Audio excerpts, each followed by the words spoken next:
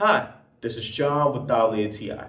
And as an active person, I sometimes when I'm about to do sports, like maybe go to the gym or like I'm going to go and play basketball right now, I might need some little bit of energy. And this is where this Optimum Nutrition Amino beverage comes into place. And let me tell you this right now. This has 100 milligrams of caffeine. So this would spark you up. And this gave me one of my best leg workouts that I had in months, maybe even years.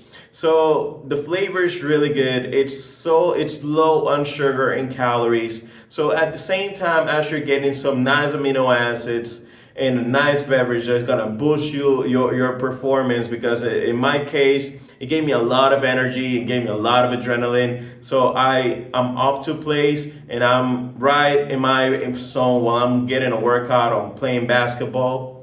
This is great flavor. It is a grapefruit flavor and it just tastes awesome.